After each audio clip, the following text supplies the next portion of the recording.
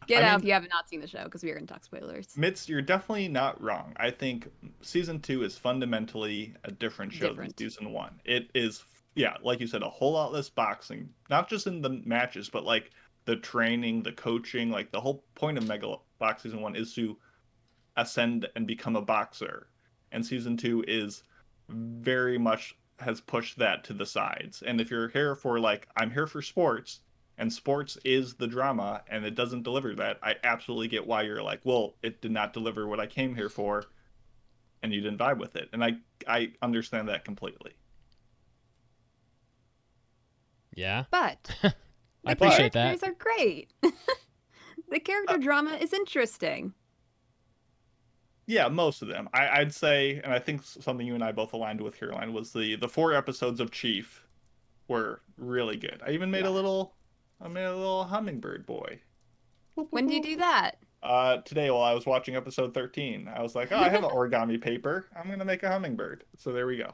I did it. Yeah, so let's actually talk about Chief for a second, because I thought, man, this is a great character to introduce, because with my impression of the first few episodes, I thought that we are going to be following Chief, and Joe would be mentoring him in order to win this competition, in order to save their home. And then along the way, Joe will start to follow through on his life changes of trying to drop to his addiction. Also try to catch up with his, the other characters from the first season, figure out what happened there, and fix things. And that would be the course of the entire show. Unfortunately, Chief dies at like episode 4 or 5 or something. And that was it for their story. And I was thinking, is this not going to be the focus of the entire season? Oh, I didn't mind that. I didn't mind liked that he it, though. died. I liked them. And then they just dropped it. Well, that's how you progress. Otherwise, he would have just stayed there the whole time. The whole point is that we have They didn't have Joe to stay there the entire is the time. juicy center, and Chief is him in the future, and Mac is him in the past. And then we get the timeline of the arc of boxers rising to fame, falling out of it, coming to acceptance. Like we get that whole, slinky of progression of what it means to be a boxer in this world.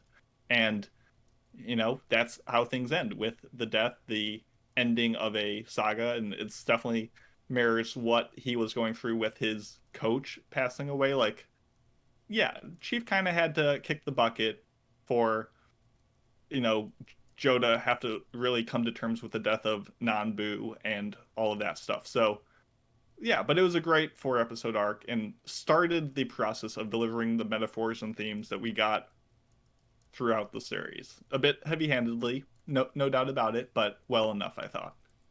Now, what I really need to talk about is Chief's death, because I Mhm. thought that was so weird. What happened? So What the he hell wins even the happened tournament. with that? He wins like their match. They wins the match, and then he just dies.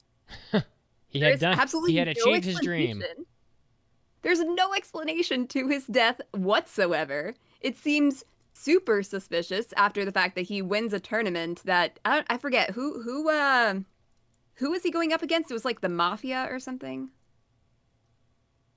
I can't remember, but still, he was going up against a big bad, trying to win this tournament, trying to win the town. He wins it, and I'm thinking his death is a retaliation or something like that. I'm like, oh my gosh, are we gonna figure out how he died? Like, who's behind it? How did it happen?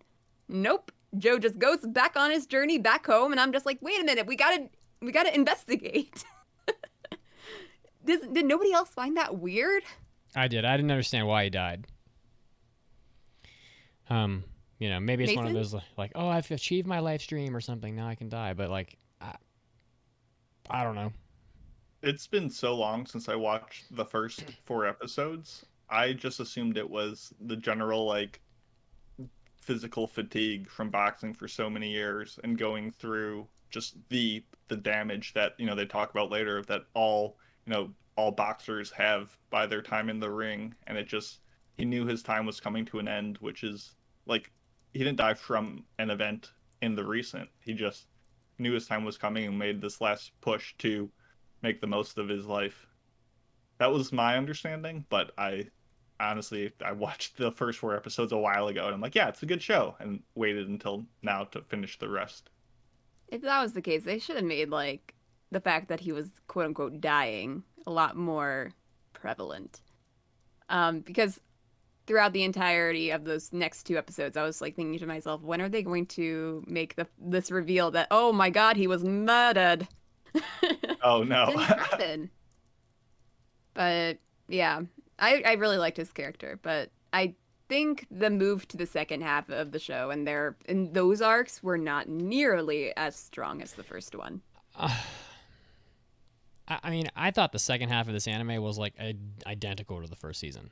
I was actually wondering why even bother, because correct me if I'm wrong, and has been years since the first season, but like, wasn't the first anime like, oh, Yuri's doing this experimental science shit and he's boxing with it and it's killing him and all this, and I remember him having like a seizure on the floor or some crap, and then the corporation's like, I'm so evil because I'm a corporation, and then and then they come out with like a press conference at the end that's like, whatever we're doing is bad, blah, blah, blah. They did the same thing in the second season. It's the same thing. It's just Mac. His brain's messed up. Oh, the science man's evil because he's pushing him. Oh, and then we're going to divest from it and not be, like, isn't it the same thing? Did I miss something? Don't know if that's entirely how it went down the first season, but yeah, it's been a while since I saw The the whole season. Roscoe plot point setup and like kind of lack of satisfying like carry through between that and the world of boxing was easily one of the weakest parts of the show. The cartoony villain, the kind of go nowhere integration of like the Shiratori group or whatever it was, like that was definitely where the show felt like it was just padding time or felt aimless or just it was so I get what they were going for, and it was very ambitious with like trying to rope in all these other elements at play surrounding the boxing world, but it made the boxing less interesting. This whole megacorp stuff was not interesting, and it just felt much more of a slog. Yeah, I mean, I guess my overall point is, and I said this earlier, like, I don't really know why they made a second season of this. Like, to me, it felt like the same season. Like, a lot of the stuff was.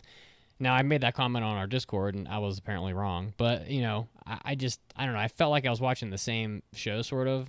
I mean, especially from the second half, because as soon as Mac came in there, I was like, well, I actually thought Mac was, like, probably my favorite part of the show. But, I found his story more cohesive, even though I felt like I had seen it already. Well, I think that's the point. Mac is supposed to represent the Joe from 7 years ago when Joe was at the top of his game and, finding what you're fighting for and the risk at play. So you're supposed to see those same parallels and see how Joe, like Caroline mentioned, was once some scrappy young dude who just was angry at the world and wanted to fight and was trying to earn a place in society in the city, and like being neglected. And now he's grown to be a caring person. He's trying to look after these kids that he abandoned, maybe through some fault of his own, maybe because they pushed him away and now are complaining about it. Maybe getting too many constant sepia toned flashbacks. Either way, we're supposed to see the mirror parallel lines of these two characters. So I get why you're like, oh, it was kind of samey, and it kind of was supposed to be to an extent. So I would say that's just a matter of perspective. Okay. When the big reveal that the wife of Mac kind of arranged this whole thing where he would be pretty much the experiment of this this new chip in his head that allows him to be able to move again. Yeah. It did not really seem all that. It didn't really seem all that bad to me. Like, for one thing, your kid is dying. He needs a donor. They can arrange a donor if he goes through this experiment. Okay, so your kid can be saved. And by that matter, your husband can move again. Seems pretty good to me. So I'm not entirely sure why they were so angry about it. I think they're like, how dare you sign him up for some like weird experimental procedure? And it was like, I thought that was like always I thought everyone knew it was experimental. He was the first person to go through it. Yeah. I didn't see what the issue was. And they're like, how could you sign me up? And it's like, well, your kid I don't know. It was a live good again? idea. Yeah, it seemed a bit melodramatic in a sense. Well, I mean, I'm glad they talked about it and came to an understanding. I'm glad it wasn't some big misconception, but it was still kind of like, oh, I thought that was the assumption we were operating on this whole time. Yeah, me too. I mean, not to speak to our Discord while they're not here. I don't remember the particular people, but like it seemed to me that like that was the whole point of the show. I mean, there was a very lengthy discussion about, specific themes in this anime, and that seemed to be central at the conversation. And I was kind of like, I don't really want to talk about this, but like it was almost like the corporation took advantage of him and just stuffed that crap into him. Yeah, and it's like, well, if you're, I don't know, I really don't want to get into like an ethical conversation about medicine or whatever, but it's like if you're like basically unable to continue being much of a person, and then like they come in and they give you your life back, like I don't really know how that's really a bad thing, but then again, yeah, I guess mean, it was became a bad more thing. the experimentation that made him go crazy and was psychologically affecting him versus the, oh, he can walk again. Like I guess yeah, from that regard, it was more experimental than she expected.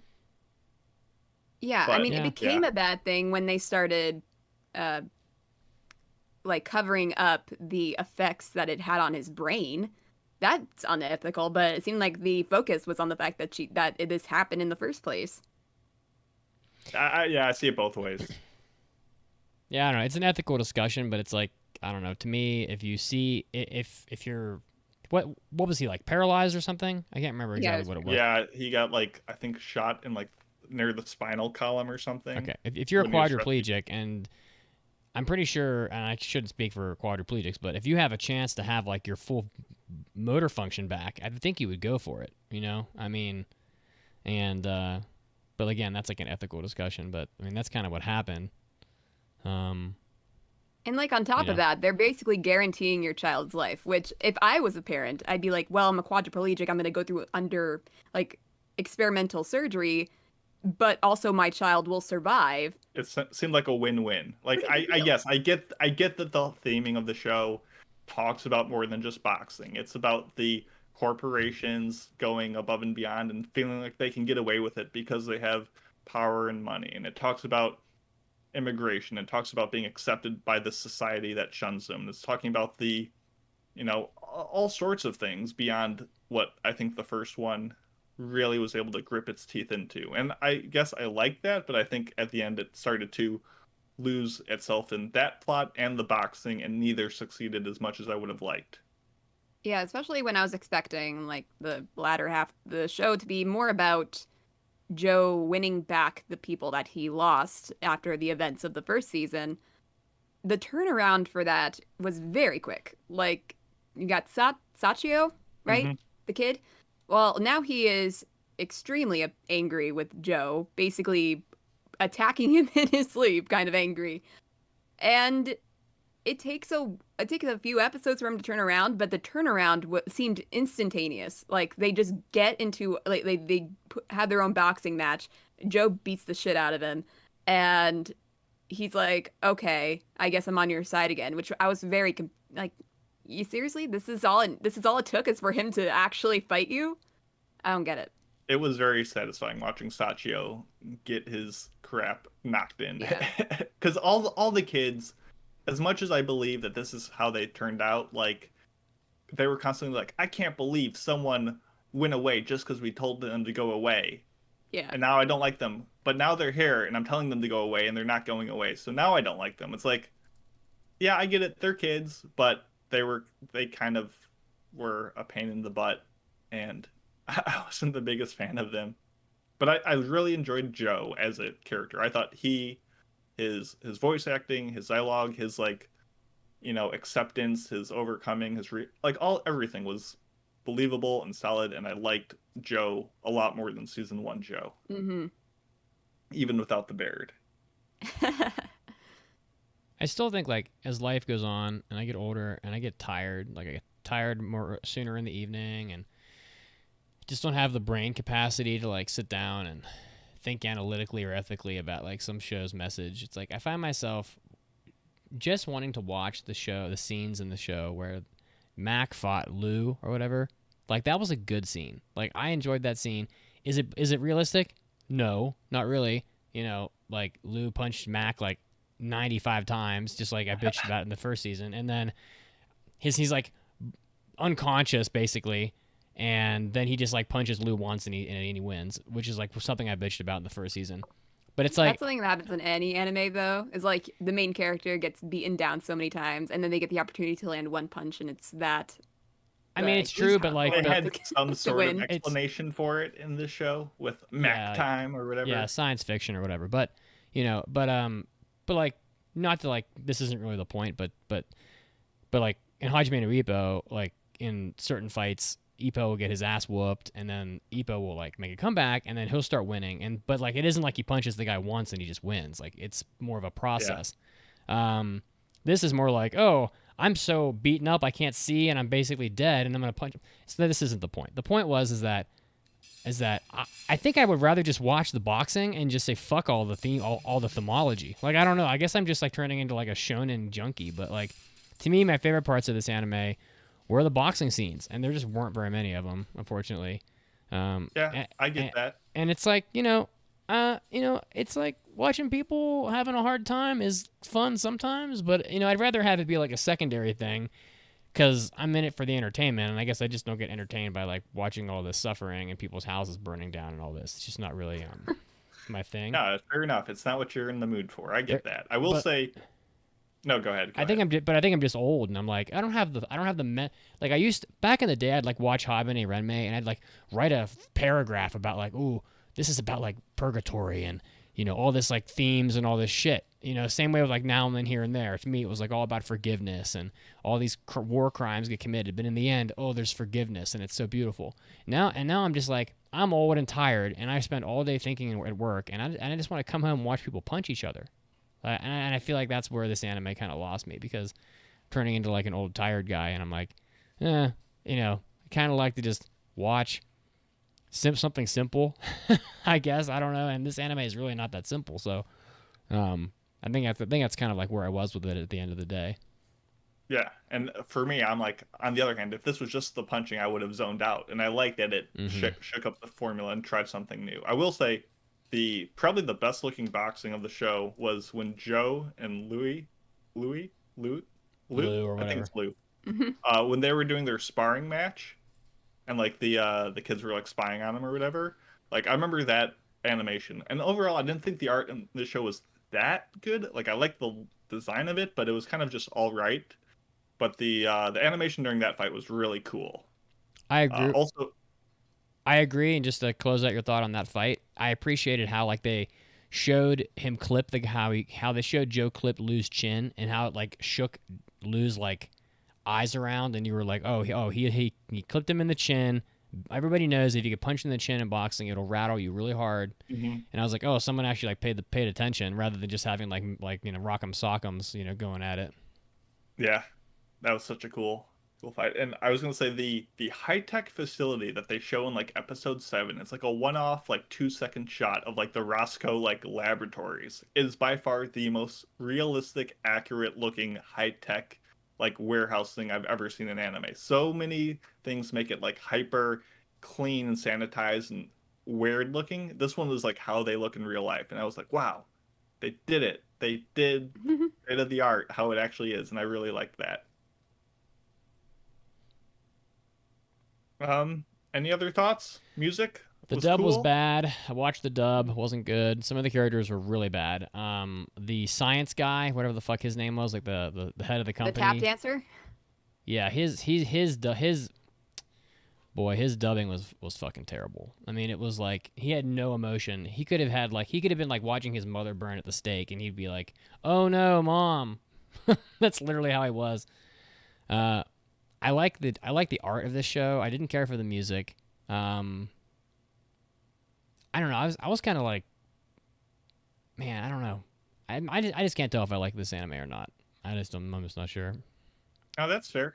But I thought the music was cool. I liked Nobunaga.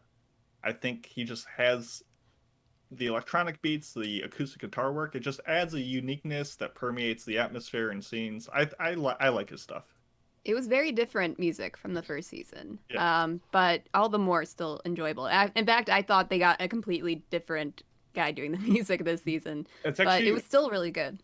it's actually really cool. As like it was all new music at the beginning, but as they moved back to the administrative area, they brought in more like motifs and like Yeah. songs from the first season, and you're like, oh, I remember this. Yeah, and I like that. That was a cool technique. And I do think that a lot of people have mentioned that the last fight was very rushed, and yeah, I guess that's so. But I still thought the last episode had a lot of touching moments too, like Sachio leaving on Joe's bike, and I'm just like, oh, his bike. He gave him his bike. That's a good point. I want to bring that up. Is that well? First, I want to say I was totally thrown off by the setting of this anime. So I'm watching it and I'm like, is this in Mexico? Because like it 100% is supposed to be Mexico, but it's not. So if you Google setting Megalobox 2, quote, Megalobox takes place in 21st century Japan, where people and citizenship live in a metropolis called the administrative area, and yet this is 100% set in Mexico, complete with saguaro cactuses, which only grow factually in southwestern Arizona and parts of Mexico just by the Baja Peninsula. So it's 100% Mexico. But I was like, I had to look that up. So like the whole tone and setting of the anime really threw me. I cannot believe that they actually said no, it's Japan, because I thought this was a completely fictional setting. I mean, it's possible that the Megalobox wiki is wrong, but it definitely says it's in Japan, 21st century Japan. And if it's like a fictional area of Japan, but there are no saguaro cactuses in Japan. But also at the end of the anime, you can just tell that this anime is not, they don't give a fuck about sports. Because like, and honestly, at the end of the anime, correct me if I'm wrong, because I must have fell asleep or missed some shit, but like the kid just throws the talon because why? Because you had I don't know either. You've had enough fun for the day. Like, is that I oh thought that you was you weird got too. to like live your dream and you got to fight each other for one round or whatever, and it's like, oh fuck it, we're just gonna throw the talon. No, that is Nobody not how shit. joyously throws in the towel. That is no athletic competitor ever, especially boxers, would ever just go, fuck it, one round, we did it. Like, no, it doesn't happen. Like they definitely mentioned ahead of the fight of Sachio saying like, if it looks like you are going like are getting into trouble, that Mac time is about to happen, like I'll throw in the towel. And I'm like, okay. Sometime during the fight, Mac is gonna let loose and start going nuts, and Joe's gonna be up against the ropes, and that's when it's gonna come in.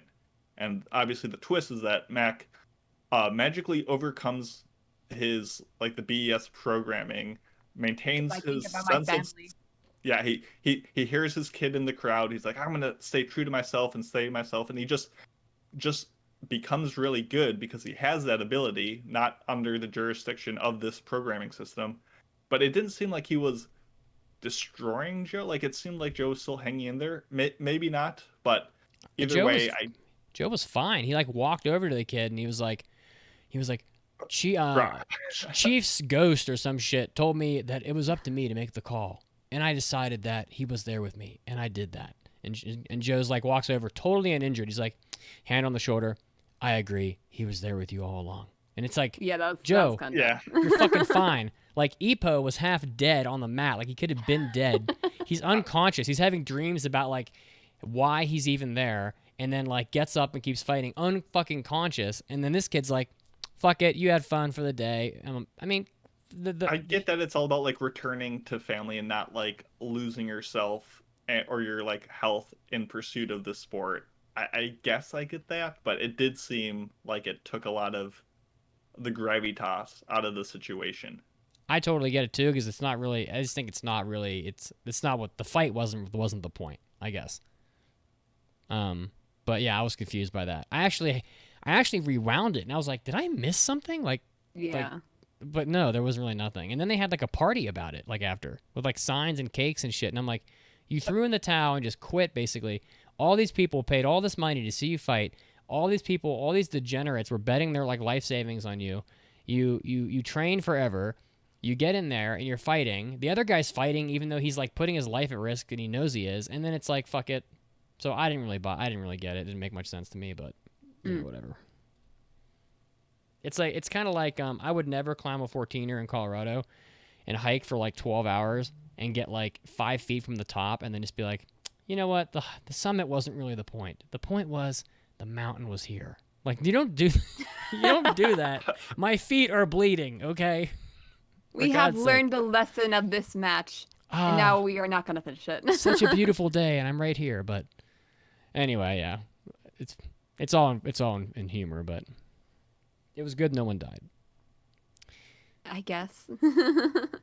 Any other thoughts? No, I think I'm ready to score it. Me too. Well, it's your show, Caroline, so you do the honors. You see, I was still unsure about what score I'd give it, but I enjoyed it, especially the first half, as we have mentioned. A lot of great things from this anime, a lot of not so great things from this anime, but I do think the great things outweigh the not so great. And therefore, I would like to give this show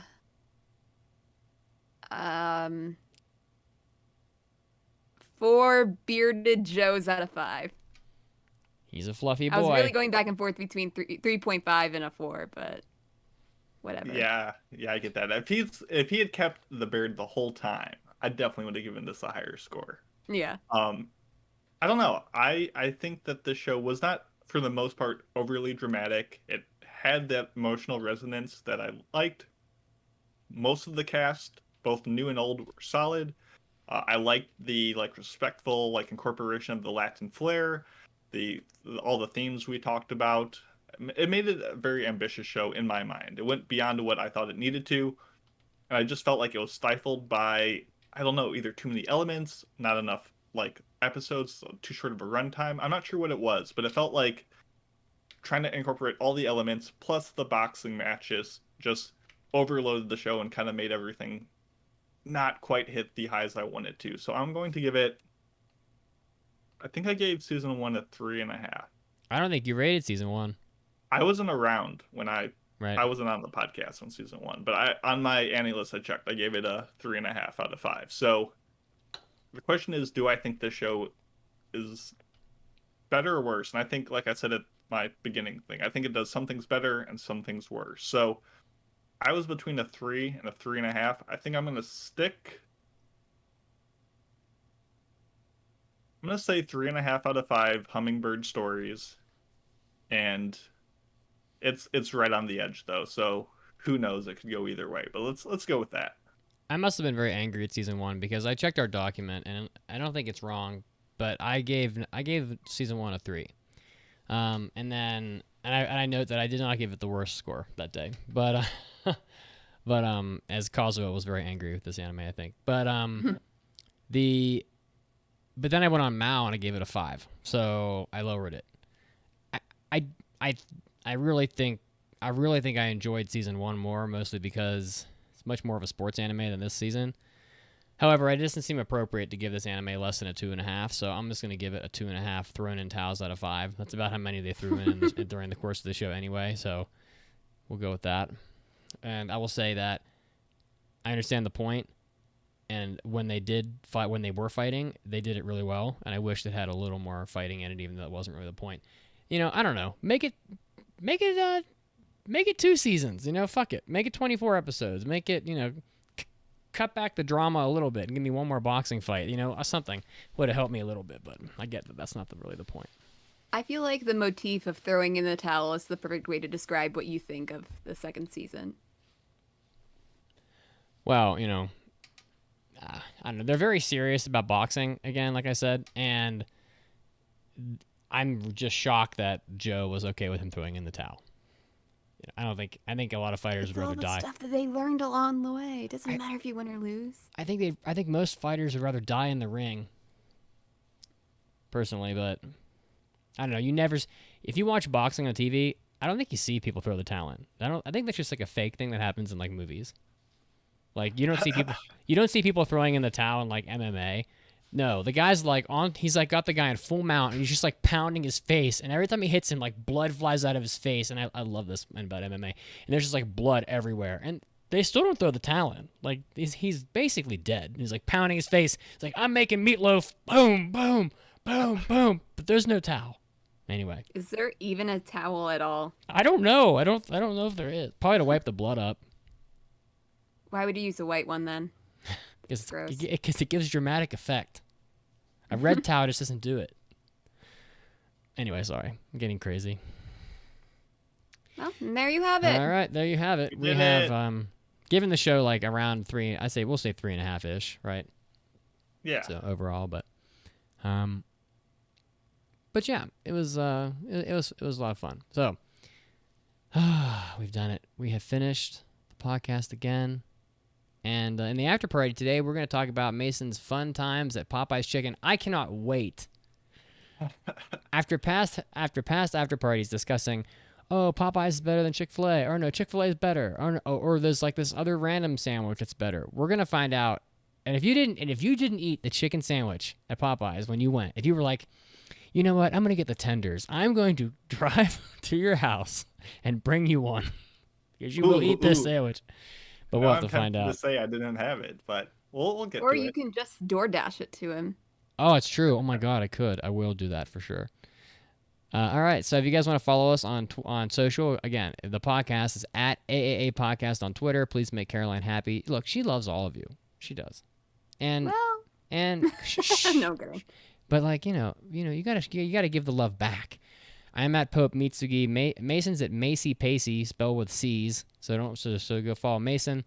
Mason's a much better follow than I am, by the way. Honestly, it's true. I don't really say much, and when I do, I usually just like Dragon Ball shit. So that's pretty much what I'm doing right now. So it's not very fun. Facebook at facebook.com. You can find us on there. Discord as well, guys. Ooh, Anime Club. What are you doing? We're doing the 12 Kingdoms. Oh my God, I love it. Yes.